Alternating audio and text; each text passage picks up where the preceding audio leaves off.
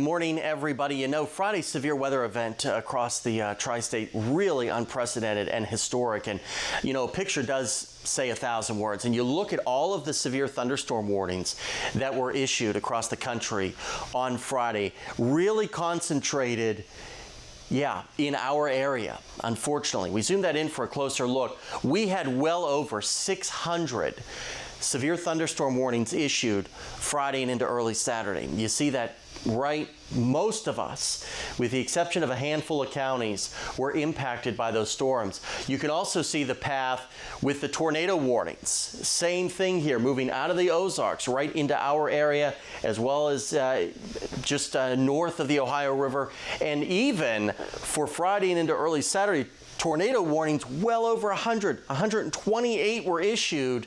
And, you know, for some individuals, unfortunately, that was a life-changing event. And we are not done with the severe weather. Storm Prediction Center highlighting Tuesday as our next best chance. Now, this is a little bit conditional.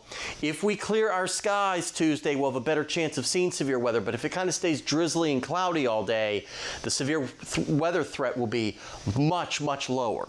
So let's hope that is the case on our Tuesday. But regardless, we'll see rain chances for the first half of the week, maybe stretching into Thursday, but not today. A great day outside of a stray sprinkle across far southwest areas west of Kentucky Lake.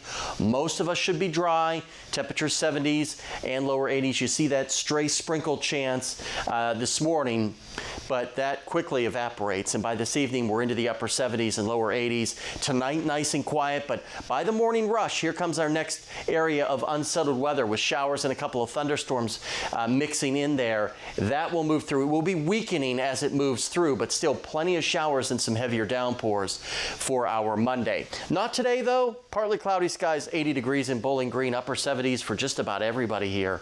Really no hindrance to any outdoor plans that you might have. 60s by Monday morning, and you look at all those rain chances first half of the week, Monday through Wednesday. Then a front crosses and temperatures really start to cool off. We'll be 10 or more degrees below average with even, I mean, you see there Thursday night and into Friday, we could see lows in the upper 40s.